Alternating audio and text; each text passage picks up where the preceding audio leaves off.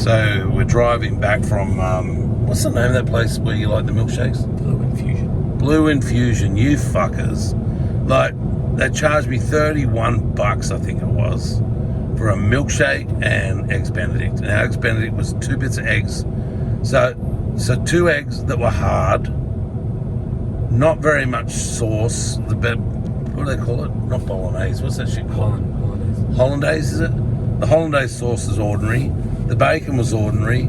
The bread was stale. And the spinach was pretty dry and shit. Like, if you're going to charge someone fucking $30 for eggs and that. But look, I at the counter, when they charged me the 31, I said, oh my God, this want to be really good. $30 for 2 eggs and a milkshake.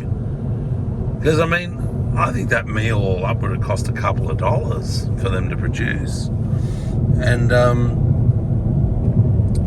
so I feel that like, by right, I should have taken those hard eggs back.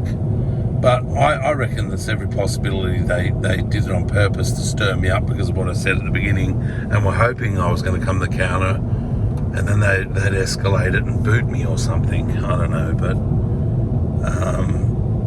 because the waitress was a bit of a screwball, the way she was behaving, just sort of rude or something. I didn't even deal with her. I dealt with her as little as possible because I knew she was a cheeky thing.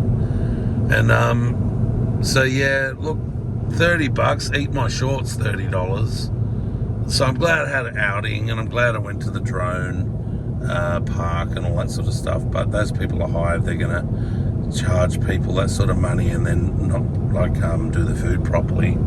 They're a couple of fucking real jokers. But I guess the joke's on me. They got my cash. But yeah, I was thinking we're kind of a Buddhist nation now, because in the nation of Thailand, they do things the Buddhist way, which is you don't complain at a cafe or restaurant if they do a bad job. You just never return, and that not return customer thing.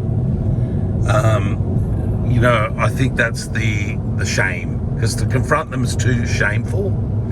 And it's interesting when you deal with Thai people out here. When I used to go to a Thai masseuse very regularly, once a week, and the more regular I got, the more they loved me and liked me, and I felt that they, But then when my situation changed and I wasn't as close to their building as before, and it was more difficult to get to, I was there once a month or every couple of months, and once that happened, it deteriorated very rapidly, because I think they've taken that as he thinks we're not good at it, otherwise he'd be coming every week. And they were saying that, why are you not here once a week? And angrily, so, and at the time I was thinking, you fucking standovers, are you crazy?